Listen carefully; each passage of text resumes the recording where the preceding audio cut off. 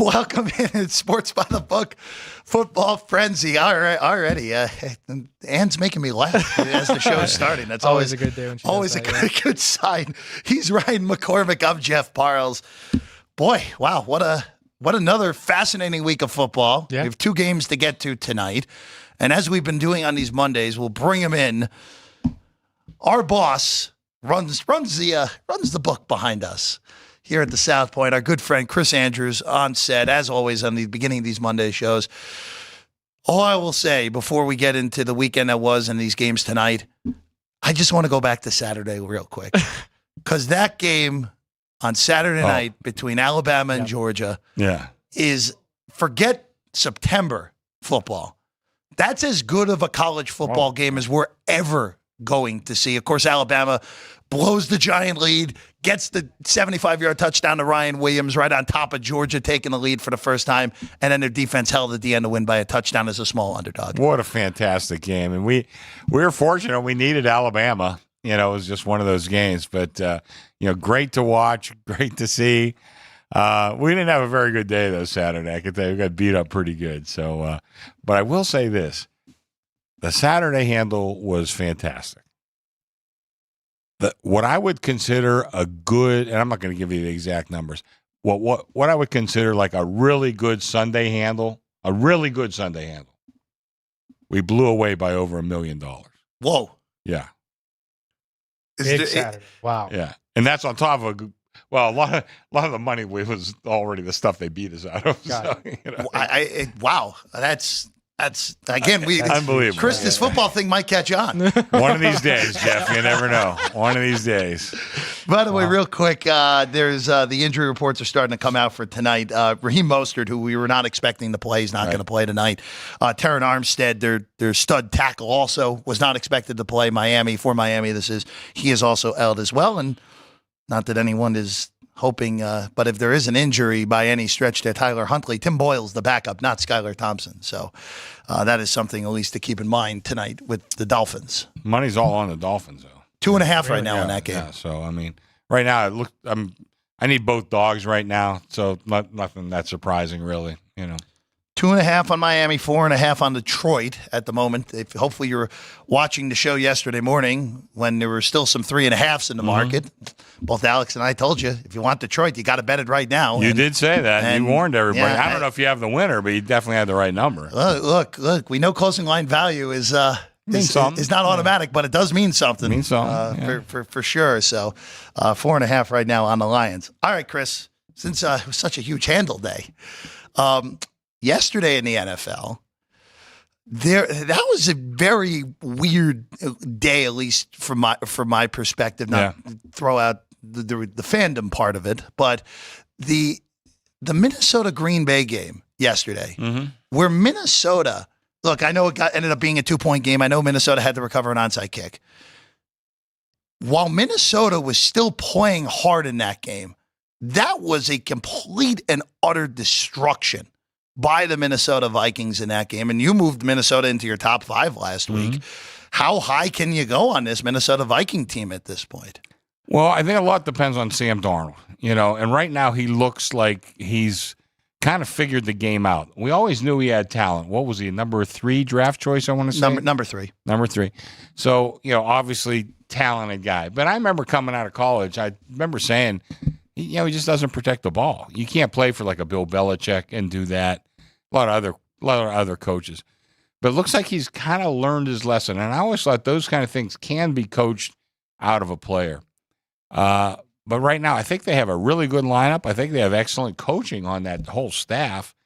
They still got Jefferson. If he stays healthy, he's got to be the most explosive player in the NFL. That all is going to have something going to stretch a field. So I think they have a chance to stay, certainly right in the mix. Obviously a lot depends on the rest of that division.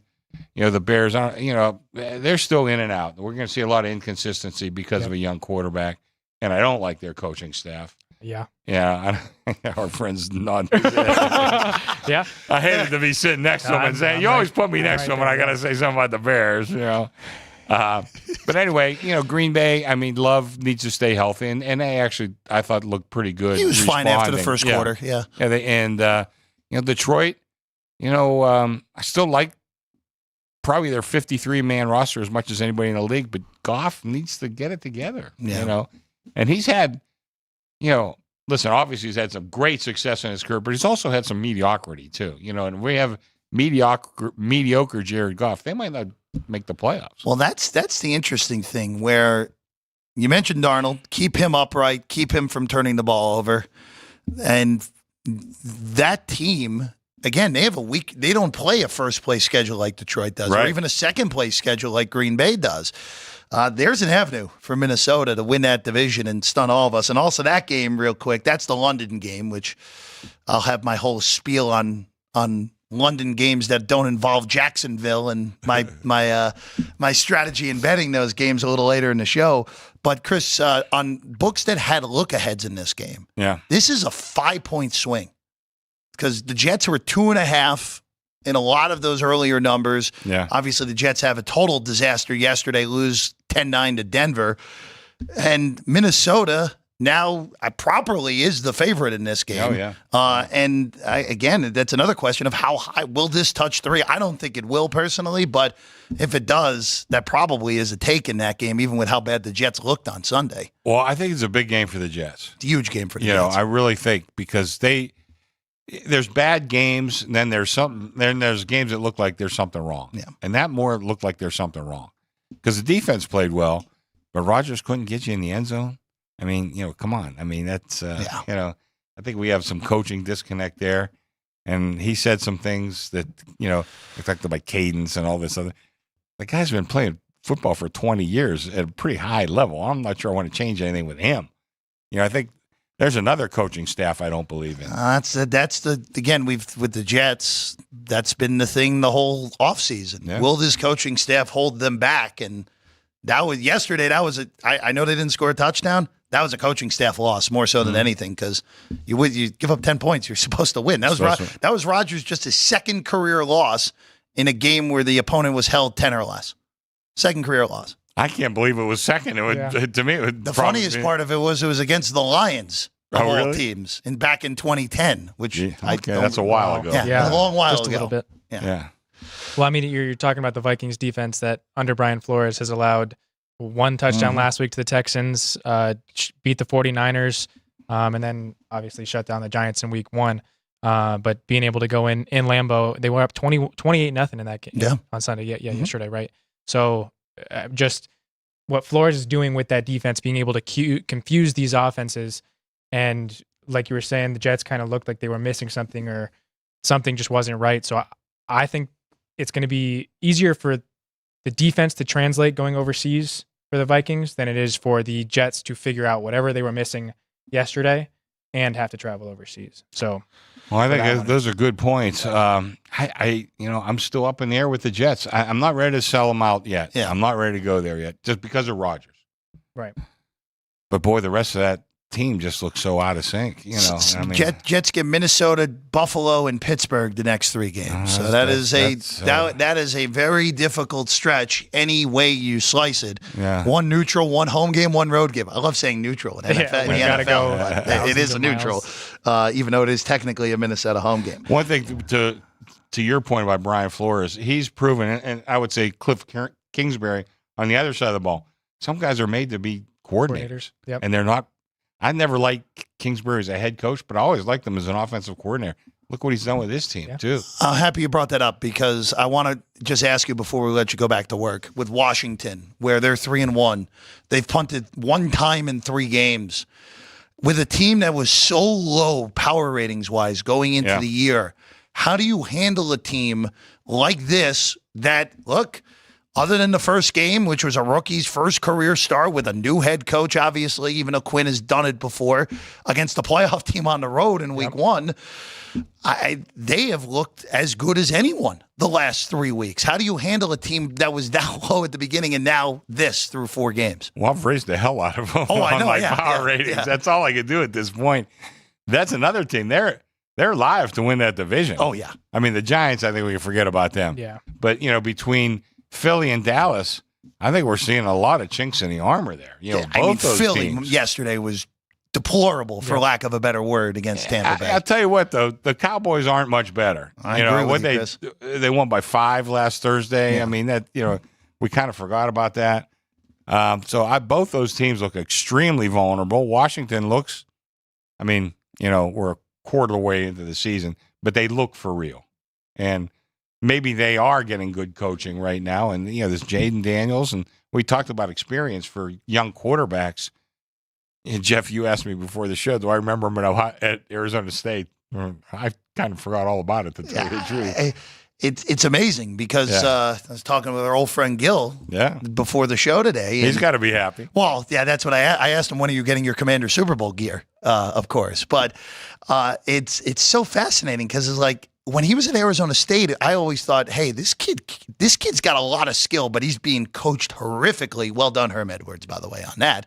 But as soon as he went to LSU, and look, I know people love ragging on Brian Kelly because obviously he's a jerk. Let's just go with that. I was going to say a lot of it he's a jerk. But the man is a good football coach. Yeah. And he helped Daniels finally unlock that potential that he showed at Arizona State. Now look at this. I mean, it's second straight year, not on the scale of what we saw last year with Stroud versus Young, because I think Caleb Williams is in a different stratosphere from Young through 4 games. But boy, that's something about that second overall pick right now at the quarterback position, Chris. Well, I think the powers that be that did the drafting. Yeah. Look at the first thing is like just raw talent. Yeah. But not raw talent doesn't always fit right in the NFL. Right. I hate to rub salt in your rooms, but Fields now playing for the Steelers. Now, here's another guy who was a raw talent. Yeah. He needed good coaching. He didn't get it. No, he didn't. But, you go back to Trubisky. Well, we can go back to Sid Luckman. Hey. They haven't got good coaching. Sammy Ball, let's go. But, I think it's one of those deals where you could take raw talent. Yep. Are you going to give time to develop it? I hope they don't, because Caleb Williams has a lot of raw talent. I hope they don't screw him up. Yeah.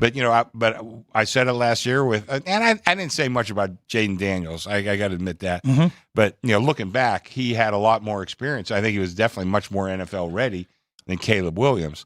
I don't know. I think that there is something to be said for being NFL ready, and I think they'll have the patience with this kid. Yeah. Because the coach will probably be gone after. No, that's the thing. They've already invested enough money in this guy. But you have to have time to develop these young kids with a lot of talent. Yeah, and I just don't want it to make it seem like to anyone who's listening out there, like Caleb Williams is going to be fine as long as the Bears' offensive line next year is at least built up. You can see unlike Young last year where you saw nothing to give you hope. Right. Even through 4 games, there have been enough, and especially yesterday, there's been enough that at least gives you hope with Caleb Williams. Don't panic if you're a Bears fan out there, and I know you're not doing that. Well, right? It's not just the sum of the 4 weeks. It's been getting better week to week to week to week, and we finally saw the Bears running rush game finally get going in a game against the Rams when I expected it to come against the Colts, and that one didn't happen at all. But I think the biggest question for the Bears, you mentioned the offensive line, but I think it's Shane Waldron. I agree. Coming over from Seattle, they had a middle-of-the-pack offense last year, and he was supposed to be the next best thing coming from Sean McVay when he got hired to Seattle. And I don't see it in Shane Waldron. I think the Bears are going to have to move on and find a different offensive coordinator if Matty Eberflus even stays the head coach after this year. Yeah, I like a lot that I've seen out of Williams. My point being, I don't think he was as NFL ready as Jaden Daniels. I agree with you. Now, we might look 2-3 years down the road and say, well, they made the right choice. Well, could easily be. We could also look 2 years down the road, and both of these guys are awesome. I think that's. I think that's much more likely. I think that's still pretty likely. I think that's highly likely. Whereas Bryce Allen, I never. Yeah. Loved him as a. He won great the Heisman Trophy. Great college player. But he just didn't look like he had it to be the. I like big guys in the NFL. Whether you're mobile or immobile. You gotta be big. Even if you're short, you at least have to have a little bit of bulk to you. Yeah, like Baker Mayfield. He's not big, but he's kind of bulk. Yeah, he's got some bulk to him. Yeah. So Chris, pleasure as always. Why don't you go back to work with 2 games? You gonna mention my record? Well, 18-8 is pretty good. That's pretty good. Thank you. Yeah. 18-8 through a month for Chris Andrews. Yeah, that's not bad. Well, I mean, look, you like I said to you before, you might almost. That was before the cameras were on. You might almost be cashing in the major contests in town at that record. Yeah. Oh, if I can only improve a couple games and last for another 3 months, no problem. Yeah. Chris, thank See you you as later. always. Yeah. Chris Andrews. Have a good show, guys. Thanks, you, Chris. All right, Ryan. Let's. You want to go to these two games tonight? Let's do we it. don't have to stew anymore on both of our teams' question marks moving forward. The week that was. Even though actually, before we do that, what's going on in the chat? We got a very active chat so far here. We do have a very active chat. We've got Agent 87 in there letting us know that Major League Baseball is stealing the show with the doubleheader in Atlanta today. I didn't know anything about Major League Baseball. Yeah, the resident Mets fan over here excited with the Game 1 result, the stealing of a 2-run home run in the top of the ninth. Hey, thank goodness, man. 8-7 winner for the 8-7 first game. 8-7 game 1. And then we got Vince Las Vegas saying hello to everybody. Looking forward to the Monday night games tonight. Chris Brady saying the Seahawks on Monday night are 30-12 with a 7-14 win percentage, 14-4 since 2010. And then we've got Max M asking if the Titans money line is the play. Well, Max, we're going to go to that game first, and we'll. I have a feeling a lot of us are going to be in the same boat in this game and not like ourselves about 8 minutes into the game. Yeah. So Tennessee, some books even opened the Titans as a road favorite at an 0-3 team. That does not happen very often in this league. Line has shifted back because late on Friday, Tyler Huntley, and properly so by Mike McDaniel, named the starting quarterback. Of course, Huntley was a Pro Bowler just 2 years ago, somehow. Did get Baltimore to the playoffs in a year where Lamar Jackson was not healthy. Of course, that weird injury thing with Jackson 2 years ago. Yep. Has been with the Dolphins for a little under 2 weeks and is so far and away the best healthy option they have on this roster, especially after what we saw last week where Thompson and Boyle were just both, just who's worse, take your pick. Yeah. They were both awful in that game. There's still injuries on the Miami side. Terran Armstead's still out, arguably their best offensive lineman. Mostert is out. I don't think that really impacts anything. It just means more of Achane, which is honestly good for Miami. On the Tennessee side, look, one of their division mates is already 0-4 with Jacksonville losing yesterday in just more ridiculous fashion to Houston by 4. They did cover, though, which was good. Tennessee-wise, the biggest thing is Jeffrey Simmons is not going to play. And that is clearly not good for Tennessee because Jeffrey Simmons is arguably their best player on either side of the ball. 2.5 with Miami, 37.5 Ryan McCormick. What are you looking at from a traditional sense here tonight? So my notes for the Dolphins in this one are UGLY. That's it. No, very good. Not Ryan. really. Yeah, the Dolphins are ugly. They are 0-5 straight up and against the spread in their last 5 primetime games, scoring an average of 15 points per game. They are also last in the NFL in points per game this season, and they only scored 3 total points last week. And not just that, but they gained 272 total yards in the 80 minutes of football since Tua Tagovailoa has been taken off the field for the Dolphins.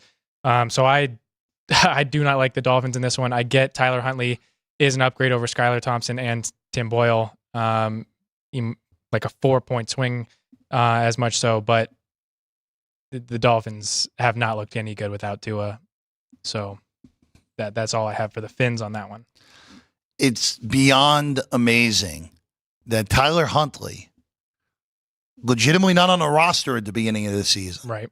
He's been there less than 2 weeks, is so clearly the best option for Miami moving forward. While Tua, and look, we don't know how long Tua is going to be out. Yep. The only thing we know is he can't play at least for another tonight, and in the games against New England and Indianapolis. We know he can't play in those games. Miami does have a bye mixed in there, so that makes it 5 total weeks that he would be out for, which is honestly, look, the more time, the better. Yeah. For Tua Tagovailoa. We don't know how long he'll be out. We again kind of is dictated by how Miami does without him here. If they go 0-5, 0-4, I mean, do you even push it? I'm not saying I'm not saying one thing or another for today, but there are a lot of questions moving forward for Miami. I just think the way that situation is, regardless, I don't think how the Finns do in these next few weeks play into it at all. I think McDaniel thinks more of Tua and his life outside of football, and that was the first hit that we've seen Tua take since his last concussion. And if this is going to happen every time he takes a hit on the football field, just step away from the field. Yeah, I'm a little surprised. Again, there's a lot of money at stake for Tua. Yes. That's the other thing to keep in mind. But again, Antonio Pierce said it 2 weeks ago that take care of yourself at this point, and probably smartest to step away. From a traditional sense, Ryan, you and I are in agreement for this game. And look, I understand that people are betting Miami here tonight, but for whatever reason, I can't get out of my head that I think Tennessee is kind of more of a public-y side more than anything. Okay. And I don't know why. I get probably more so that just what do we see last from Miami. But people love Tyler Huntley. I don't know why. I think he's a below average backup in this league at this point, even though there are a lot of bad backups. That's been proven. But Tennessee's defense without Simmons scares me a little bit. But they're still really good in the secondary. L'Jarius Sneed was an under-the-radar great pickup. They're still good enough up front in order to slow down this Miami offense that is obviously not the same without Tua Tagovailoa. Find the best number on the Titans' money line. If you can find $1.25, go for it. $1.20 still fine. I like Tennessee outright to get on the board for the first win for this 2024 season, Ryan. Yeah, I mean, I'm right there with you. We've seen the Titans lose each of their 3 games this season. 2 of those 3, Will Levis has thrown a pick 6. I don't know. Is that good? I don't necessarily know if we're going to get a touchdown from the Dolphins defense tonight. I do think Levis does throw an interception, but I wouldn't bank on the Finns offense being able to put up many points by themselves. And then we talked about a stat last week. Winless road teams off of a home loss in the first 6 weeks of the year, the last 5 seasons, are 84, 44, and 1. We did get a win this past week, yesterday, with the Bengals getting their first win on the road, beating the Panthers. Nearly 2 for 2 yesterday. Yeah. Quite honestly, should have been 2 for 2 yesterday with Jacksonville, Ryan. So, with that being said, the Titans are a winless road team coming off of a home loss. So, the trend says Titans in this one. I think just roster-wise, the Titans' money line is the play in this one as well. So. I will say this. If we're going anytime touchdown market, you can only really look at the Miami wide receivers because you're just getting prices you're never going to get when Tua Tagovailoa is there. Yeah. Tyreek Hill's pushing $2. Last week, he was over $2, and properly so because of how bad the quarterback play was. Yep.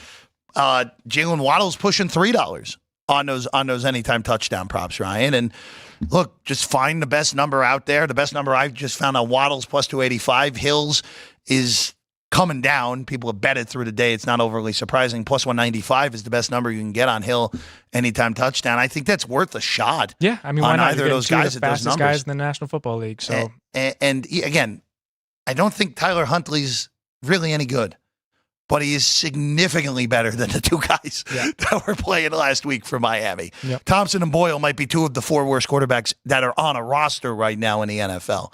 It's that bad with those 2. So a plus 195 on Hill, a plus 280-ish on Jalen Waddle, I think is fair. Tennessee-wise, I don't know what to do if you want to take an anytime touchdown. No clue. And probably Pollard at plus 170, but I don't have any confidence in that, Ryan. Okay, so in a different prop, please. Just how we anticipate this game going. Do you see the 3 unanswered scores happening? It opened what does Chris and Company have that at right now? It opened minus 260. I don't think it's anywhere near it. From a different book that I saw, it was minus 154 for the yes. Whoa. Wow. That's an absurdly good price on the yes, because that just doesn't happen very often in this league that it's that low. Actually, here's my one question. I might have had that swapped. I think it's actually $2 in this game on the yes, 154 in the other game on the yes. That's my fault. That's interesting. Well, you know what, Ryan? Well, we'll get to that in a second because that's actually interesting and that it's that low on the other game with 2, again, the 3, we talk about this every Super Bowl. The 3 consecutive scores prop, a lot of people are like, oh, no, it's plus money. Of course, they're not going to score 3 times in a row, not including PATs and anything, of course.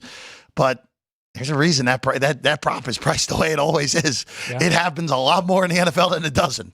So that's I wouldn't bother with the $2. on this game. Other game? The other game? This game? The Detroit game? We'll get to that in a second. Okay. That is a very interesting price, to say the very least. Okay. All right. You want to go to the Detroit game? Let's do it. All right. So we said this yesterday on the show, Alex and I. If you wanted the Lions, there were plenty of 3.5s left yesterday. You had to do it yesterday. Those numbers by the middle of the afternoon was long gone, and this morning clearly gone. Chris and company are the high in the market on this, 4.5. It's mostly 4 everywhere else. Total on this game is 47, which I'm going to be honest with you, Ryan, kind of surprised that total hasn't been hit a little bit more in this game. Where you look at the two matchups for the Lions and the Seahawks the last few years. Last year, week 2, Seattle went to Ford Field, 68 points, 37-31. Seattle won in overtime on a Smith-to-Lockett play. 2022, 48-45 at Ford Field. I'm no mathematician. That's 93. Yeah. This matchup has produced a lot of points. Oh, and by the way, these two teams, and now they're 2021 Lions, you can basically throw everything out because that team was awful. Yeah. Those two teams played in Seattle in 2020, in the 2021 season. That was 51-29. Jeez. Now, granted, 8. you can't take anything from that team because that Lion team is very different than the last 2 years, obviously, because that was the second worst team in the NFL that year. But I know Seattle's defenses look good. Look at the opponents. They played Bo Nix, Jacoby Brissett, Skylar Thompson, Tim Boyle. Jared Goff, even though he hasn't been the same, is no way better than all those dudes. I like the over in this game. Detroit's defense hasn't overtly impressed me either. I think this is another shootout with these two teams. If you have the 3.5 on Detroit, good job. I think that was the proper number to bet in this game if you like the side. Yeah. So there are only 3 teams in the NFL that have a top 10 defense and top 10 offense based on points per game, either scored or allowed. The Seahawks ranked 9th in offense and 4th defense. But again, to Jeff's point, they played the Patriots, they played the Dolphins, and they played the Vikings. Then the Vikings are one of the other teams, 4th in points per game and 5th in points per game allowed. And then the Saints at 1st in points per game and 7th in points per game allowed. The only one of those that have played real opponents are the Vikings playing the Giants. Not so real, but then the Niners, Texans, and Packers. But anyway, you like the over in this one. The trends say the opposite. So primetime unders in the last 5 years, 163, 107, and 3. So a 60% hit rate on primetime unders the last 5 years. And well, I had it and I lost it. But anyway, we'll move to the next point that I have. Okay. So you had mentioned that Jared Goff, or since 2021, or 2021 when the Lions were the worst team, one of the worst teams in the National Football League. So I decided to look at stats. 22. Since 22, Goff has got there, 23. 22-23. Yep. Yes. Lions at home are 15-12 straight up, 18-9 against the spread. So not exactly great. But they are 8-0 against the spread and 6-2 in primetime games during the regular season. So my notes are all messed up right now. So I'll help you out here real quick. You. I'll help you out real quick. Just to make it more of a more broader point on Detroit. Detroit here. Chris brought this up when he was with us a few minutes ago. This offense that we thought was going to be what? The 3rd best offense in the NFL, the 2nd best offense in the NFL. So far this year, if you look at Detroit, week 1 against the Lions against the Rams, they ended up at 6 yards per play, which if you watch that game, that was not a 6 yard per play performance. They really juiced that number nicely in that overtime where they just motored down the field and beat the Rams. Week 2 against Tampa, 5.6 yards per play. That's just about league average. That's fine. Still, Tampa suffered a bunch of injuries on defense during that game. The Lions unable to take full advantage. Last week against the Cardinals, who just got eviscerated yesterday by Jaden Daniels and the Commanders, Detroit only averaged 5.5 yards a play. very, very average offensively through 3 games. And for this team with all these expectations, you and I know this. When was the last time? I know last year the Lions ended up in the NFC title game. I don't think many people truly believed going into that year that they were going to be, all right, maybe they win the NFC North. They were the betting favorites. But did anyone really believe they would have a 17-point lead in the first half of the NFC title game? No way. No way. This is the first time this team has had legitimate Super Bowl aspirations, maybe ever. Definitely since Barry Sanders was there. And they have not, even though they're 2-1, they haven't handled it great. This really does feel like a spot, coupling with the fact that in these bigger games, the Lions have actually showed up under Dan Campbell. This feels like the night the offense gets itself going, Ryan.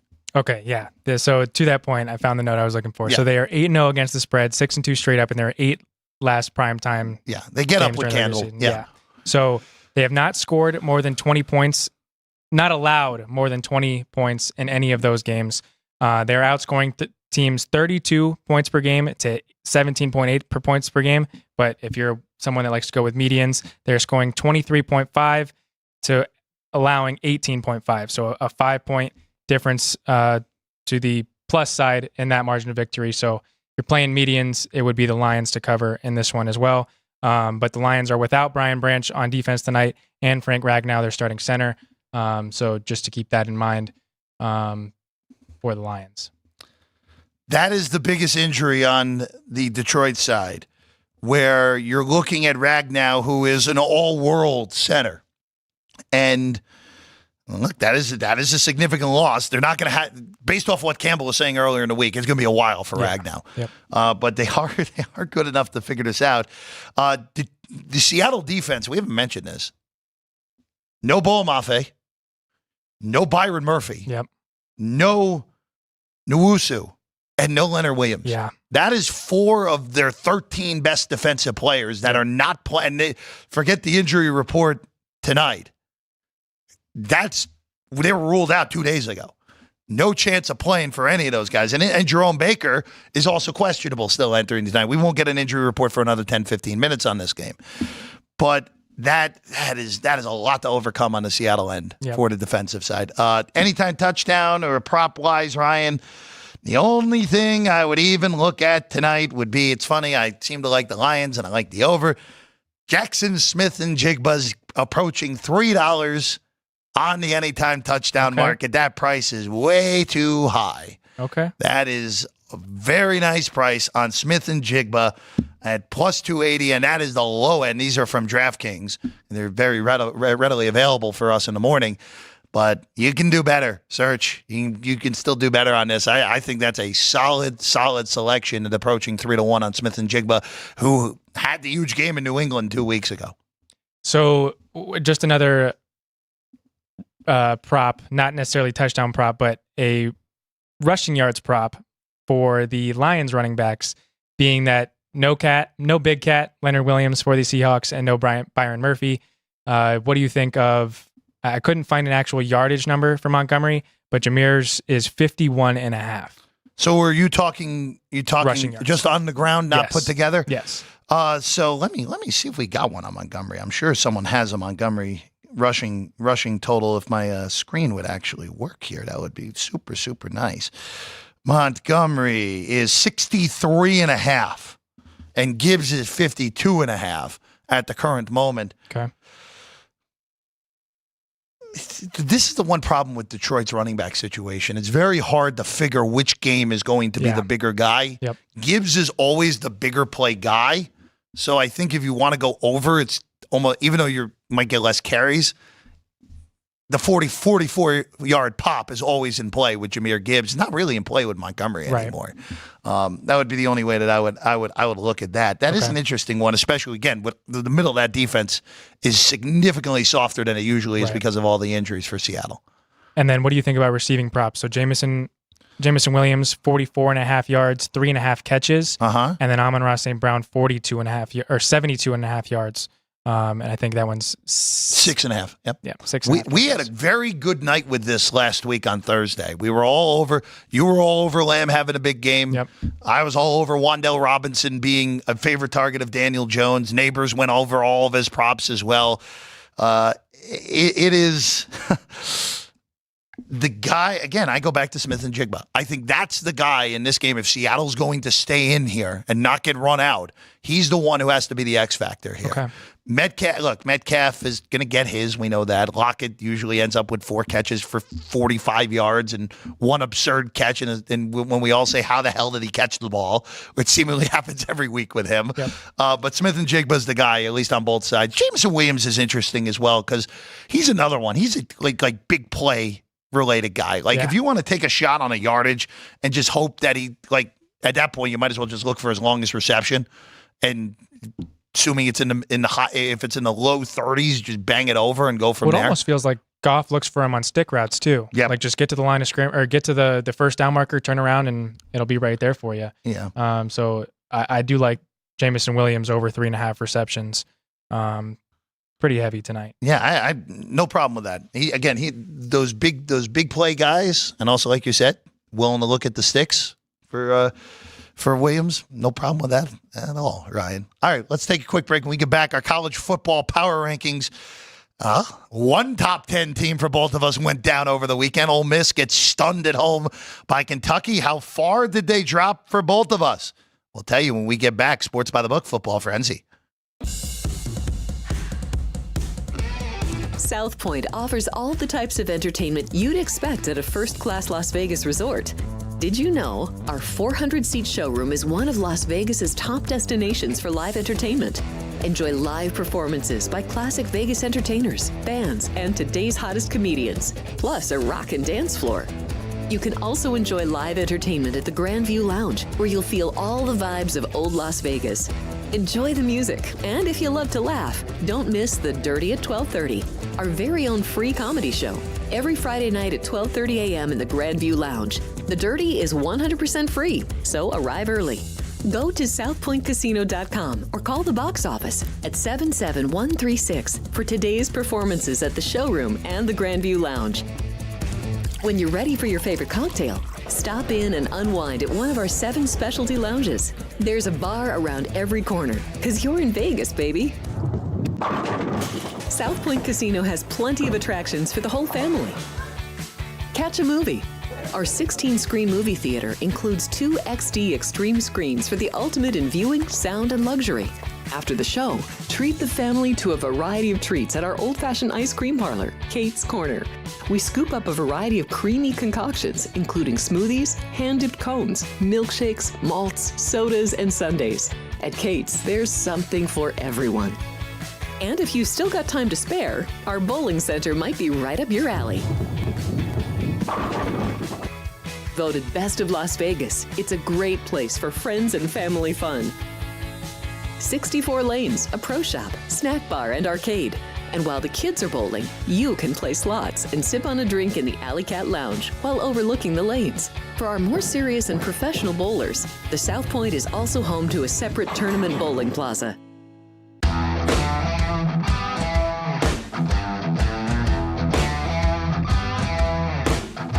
And it's Football Frenzy on Sports by the Book. Jeff Parles, Ryan McCormick. We're going to see Vinny Magliulo in a few minutes. Always, that's the sport jacket side of the desk, by the way. That side with Ryan, McCormick and Magliulo, the power M's on that side of the desk.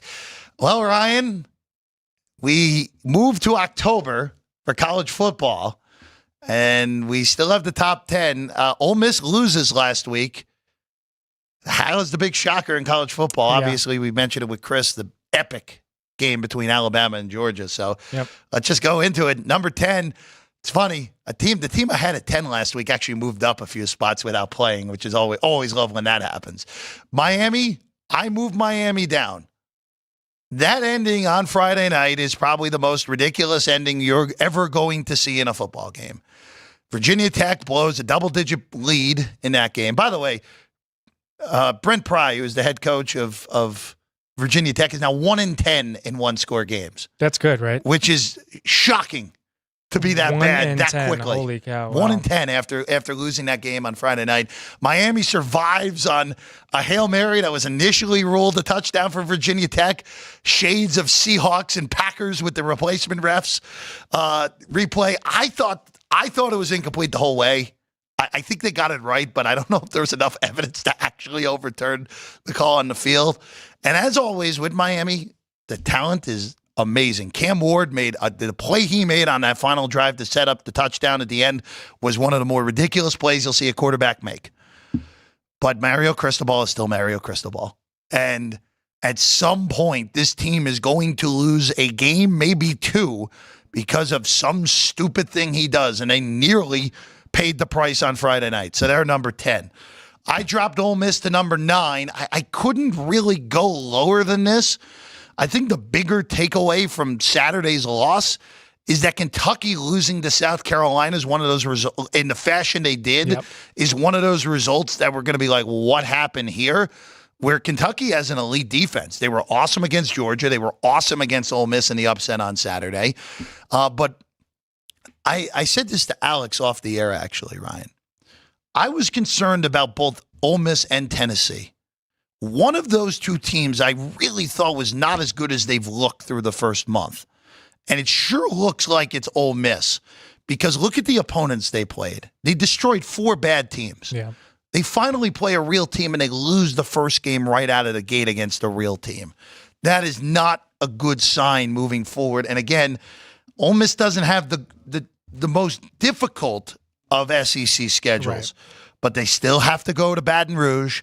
They still have to play Georgia at home. Oh, and by the way, they go to Columbia, South Carolina this weekend. At no gimme, with Lenora Sellers looking like he's going to be ready to go for South Carolina next weekend.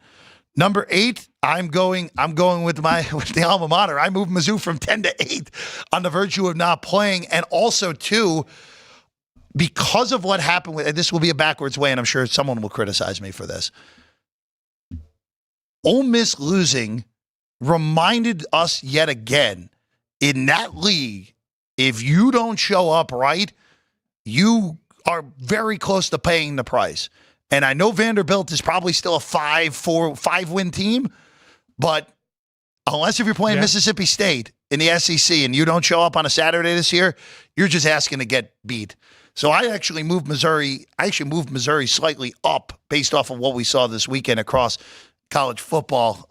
Again, they play A&M. I think they are proper. I get why they're an underdog this week in Aggie land right now. But I can tell you right now, I'll be on the alma mater this weekend. Penn State's at 7. Yeah, not much you can really do. Tight game. I think Illinois is vastly underrated. But Penn State showed me something. That was a gritty game. Illinois really, really physical in that game. And Penn State, all right, we'll still win this game. They won by 2 touchdowns. Yeah. It was even though they didn't cover, it was an impressive win for me with the Nittany Lions. Tennessee moves up to 6. They didn't play this week. Yeah, no problem. We're going to learn a lot about the Vols as we go through these next few weeks. By the way, Texas and Georgia and Alabama, Tennessee on the same day in a few weeks. My God, what a doubleheader. That's going to be. Vols at number 6. Oregon at 5. You know what?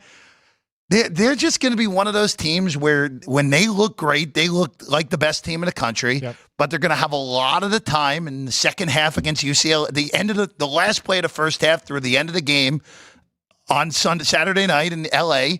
They just look like they weren't interested. Yep. And they just have to stay interested. It's as simple as that for the Ducks. When they're interested, they're as good as anyone in the country. I have them at 5. Georgia drops to 4, but I'm just going to say this. 2, 3, 4, separated by less than half a point still. Even with that loss for Georgia, you can't really penalize them that much, but I had to move Alabama up. I had to move Ohio State slightly ahead of Georgia as well because they really took it out on Michigan State. So Ohio State's 3, Alabama's 2. And even though they weren't overly impressive on Saturday afternoon, Texas stays at 1. There's no reason for me to move the Longhorns off of 1, even with Alabama winning that game against Georgia.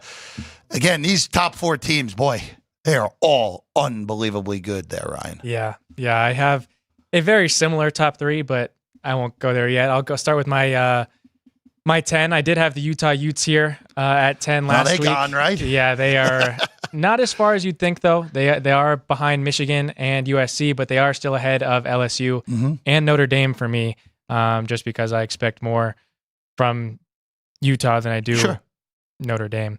But number 10, I will have your Mizzou Tigers. At 10, again, like your point of an SEC school looking dominant. Yeah, that's just what it is. At 9, I do have the Miami Hurricanes. I think they should have lost this past week. I should have been a Virginia Tech touchdown. I didn't see it as incomplete, but I don't know how they can overturn it as well. I just didn't see it. Didn't think there was enough on the video evidence on my side of the table. But then I have Penn State. That's my football number. That's Jeff's football numbers. My number 8 will actually have. I don't even know if those NFL ones are accurate. They might be. Who knows? My number 8 team stays the same as it did last week. It is the Penn State Nittany Lions. They did look good against Michigan State, but I just not enough history for me to be able to put them any higher. I just don't expect Penn State to go far in the playoff, regardless of what they have. Ole Miss is my 7. I know that they lost to Kentucky, but to Jeff's point, Ole Miss did lose to Kentucky, but Kentucky also gave up 13 points to Georgia. So to Jeff's point, Kentucky does have a really, really good defense, and Ole Miss just finally got put to the test for the first time. I do expect them to bounce back in these coming weeks. Number 6, I did move up the Tennessee Vols. And number 5, I do have the Oregon Ducks. I had to move both those teams over Ole Miss because they didn't lose this past weekend. Number 4, I have Ohio State. I just couldn't put them above the Bulldogs or the Tide or the Longhorns, just because I think those 3 teams are the best teams in college football. So 3, I have Georgia. 2, I have Bama. And 1, I have Texas. I'll say this, for the top 4, I don't think I'm prisoner in a moment here. This top 4 is as good as I can remember in college football, because through the years, the 14 playoff, you ended up with 4 really good teams more times than not. The BCS era was really, it seemed like it was 3 teams at most in most years. Maybe it's because it's a 12-team playoff. Maybe because the transfer portal and guys sticking around longer because of NIL actually is a good thing. By the way, UNLV, I don't think the people who are representing Matthew Sluka did him any favors with what happened with UNLV, who, by the way, is a 4-point favorite this week against Syracuse, which that's a statement I don't think any of us would have expected to utter a few months ago. But this is as deep and as high quality as I can remember these good teams in college football being. Again, recent memory. Our guest can go a little bit further back than both of us. Don't do Vinny like that. I know, that was mean. Vinny Magliulo is getting ready right now. But Vinny, we'll just bring him in. Vinny, for recent memory here for college football, I mean, this is as high quality at the top depth-wise that I can remember. Like going down to number 6. I mean, Tennessee in a lot of years would be power rated number 1 or number 2 with what they've done through the first month. Top 6 is real good. Listen, the thing about it is what also makes it more intriguing, I think, is the fact with the expanded playoff, right? And of course now, every week we see the projected play. I love this already. Where the first month of the season, projected playoff. Love it. If the playoffs were today, well, they're not going to be today. So, but these top 6 are as good as you're going to see. And then who's going to be there? Who's going to be playing really good ball at the end? I have to tell you. Think about Clemson for a second, right, guys? They've had one bad half. Yeah, now, granted, it was against a really good Georgia team, a great defense, and they got worn out in that game. But they've very quietly have played themselves. That was right back into contention. They're a top 15 team. Power rating. That was a game against Stanford where Clemson took a while to get their footing. But what's for Stanford's quarterback continuously turning the ball over in the first quarter? That was a game, and then Clemson just ran them the hell out in the second half. So, but the top 6 are real good. I hate to break the news to you, fellas, but Missouri would be a dog to several other teams. Neutral. Yeah. USC. Oh yeah, be Mi- mi- close. so Point or two, can I but ask you about one Kansas team? State. Well, that I don't agree with. You think Missouri would be favored over Kansas State? I think they should be. Oh well, of course you do. I don't think. I When don't you pay think that kind of tuition, you should. They should be favored against Texas. Here's what I'll say with the Big 12 real quick. I think the Big 12 has proven itself to be mediocre so far. Yeah. Of the power conference teams, I think they're of the four power conferences. I think they're clearly the weakest, and I have no idea who the hell is going to end up winning that conference at the moment. True. I want to ask you about Michigan before we go back to the other Michigan team that happens to be playing tonight, because they're 4-1. They were super lucky the refs made a very bad mistake on a Minnesota onside kick that would have put Minnesota in scoring range and put Michigan at risk for blowing a big lead against the not-so-good team. How do we handle them with the way that quarterback situation is? Yeah. As good as Orgy is with his legs and as good as those running backs in that O-line is, they are getting nothing through the air so far through the first month. There's no question that to make the playoffs, they're going to have some production in the air, but that's not their style. That's not this year. So as far as power rating them, top 25, but outside, I don't have them in the top 20. Okay. So, I agree with you. On that. It's close too. You have to remember, outside of the top, say 10, or actually the top. You take those top four: Texas, Alabama, Georgia, and Ohio State. Then there's a little bit of a drop off. That Tennessee, Oregon. You still have to have Mississippi in there. Let's see what they do another week. Yep. But outside those top eight, the top eight, you're talking within 5 points of each other. Then there's a pretty, decent drop off to everybody else. 3, 4. The next set of 10 is a good 5-6 points in most cases. So, and then you get outside of the top 15, big drop. Yeah. Big drop. No, there's a big. So Yeah. But the thing is, there's going to be a team or two or teams that get there. There'll be Cinderella, and we'll see what happens. But the way it's playing out right now, there's going to be at least 3, but more likely 4 teams from the SEC and the Big Ten. I can't argue it. So, One more college thing, and then we'll Sure. get. If UNLV and Boise played on a neutral right now, I'm making you go to your thing. You're making me go to my. You're making you go to your rankings. You're actually using an electronic device. You have to keep I trying have to keep this up one with Ryan because here. I have this one here. But I don't want to get shown up by Ryan. Too bad. Vinny, the only reason I ask is just forget the numbers from the eye test, and I would imagine the numbers.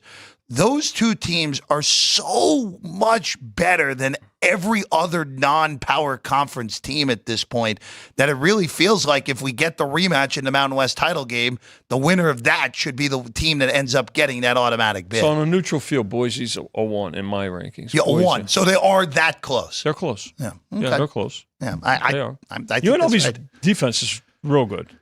I think both of those teams are. Yeah. So they're both awesome. Those teams. It's going to come down probably to that game's going to be the game, right? They play here in Vegas in a few weeks, but the weird quirk of it is the only real benefit from winning that game is getting the conference title game in your own building, right? Because if UNLV is 12-0, I'm just throwing this out there. Okay, let's say UNLV is 12-0 and Boise and Boise State's 10-2 with losses to UNLV and Oregon by 1 score. Mm-hmm. Guess what? UNLV still's got to win that conference title game. Yeah, because they would be left out if they don't. Yeah, there's not. I don't see 2 Mountain West teams. No chance.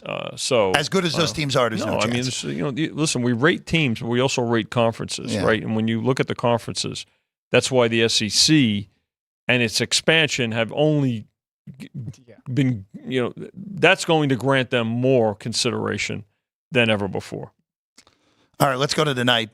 Okay. We talked about the Lions earlier in the show they're 4.5 behind us, Vinny. And Yep. look, I as we've gotten closer to the game, I think this total, at least again from my perspective, these two teams the last 2 years have played two ridiculously high-scoring games. Detroit's offense, though, as we went through, has been very average so far through 3 games, which is a bit of a shock for what we expected coming into the year. Goff has not been the Goff that we saw a year ago just yet. Right now, is that the play calling? Is that his center is out too, which I think Ragnow is not playing. That is official now too. Is that impactful? Yes. So again, we've talked a lot about offensive line injuries, and particularly when they're clustered with this, but the center being out.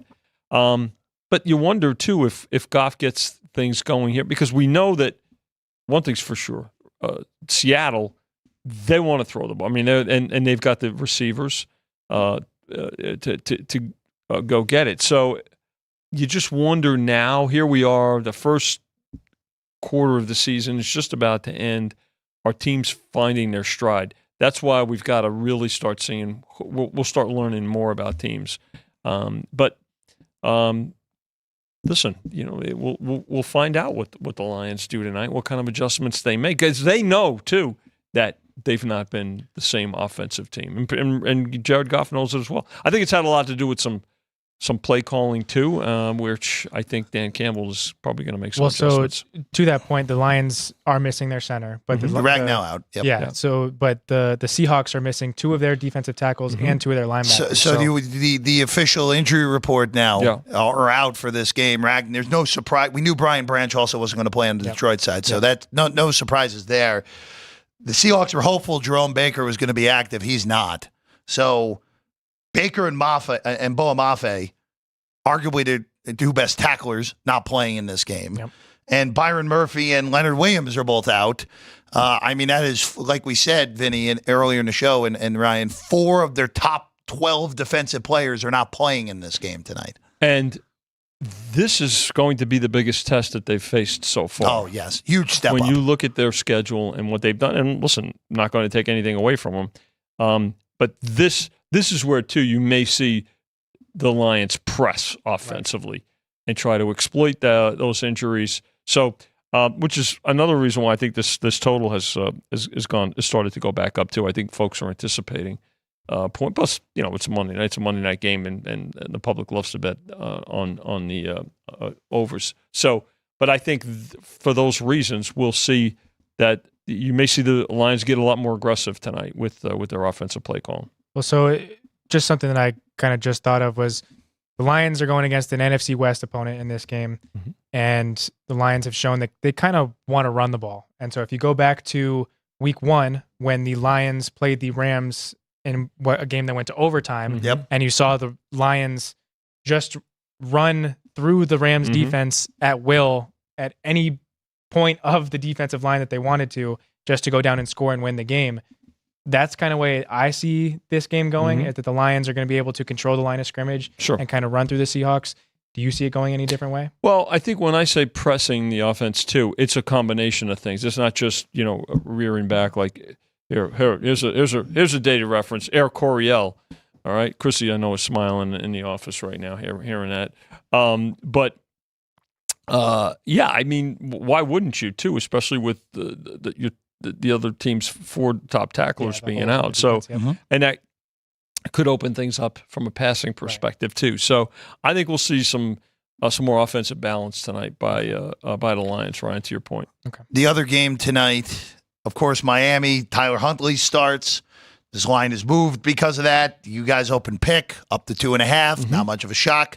With now at least someone who we know is at least somewhat capable of playing quarterback. He's got at the NFL position. Experience. Yeah, and not horrendous NFL experience unlike the other 2 guys. Vinny, how much it goes into the fact that Tennessee is 0-3 in this game? We always talk about 0-2 being the kitchen sink game. Now that you're 0-3, is there anything else that needs to go into the equation here? Well, I mean, they're 0-3. How are they 0-3? Against who? Obviously, what's caused? I mean, the quarterback play has been, listen, Levis battles, but he has made some costly decisions, right? But then again, at least he's played all 3 games too. Yep.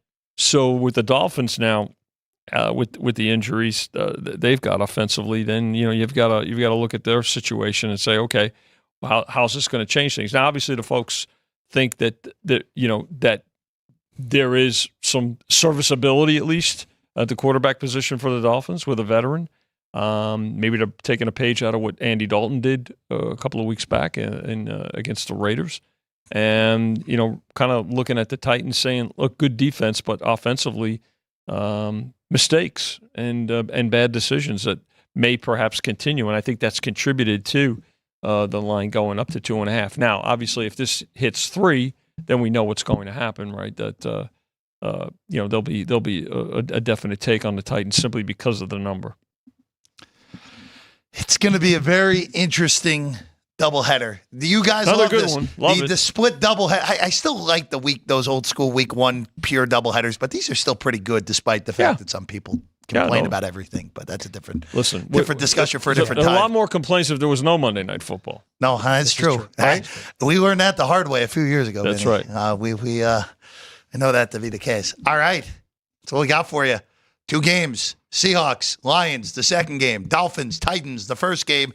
See who comes out on top. Tomorrow, Ryan McCormick is back on Punchlines with Frank Nicotero at noon. It's Matt Neverett Tuesday. Yes. And it'll be a busy one of that with UNLV blowing out Fresno State and one of the biggest home games UNLV will have ever played coming up on Friday with Syracuse coming to town, which will be beaten in 2 weeks by Boise State, which will be the biggest home game they've ever played. And tomorrow for baseball playoff games. Yes. Four playoff start. You beat me to it. Okay. Sorry. Alex White and Kenny White will be here at 9 a.m. to get you ready. We're 3 outs away from knowing the matchups in the Major League Baseball playoffs. We know the AL side. Detroit goes to Houston. Kansas City goes to Baltimore. If the Braves get these last 3 outs, the Braves will go to San Diego and the Mets will go to Milwaukee. Back to Milwaukee. And the Arizona Diamondbacks will be left out in the cold, unfortunately, for them. All right. That's all we got for you. Vinny, Ryan, thank you. Guys. Jerry, Drew Dog, and thank you as always. Yep. I'm Jeff Parles. We'll see you again next time. Sports by the Book right here at the South Point Studio.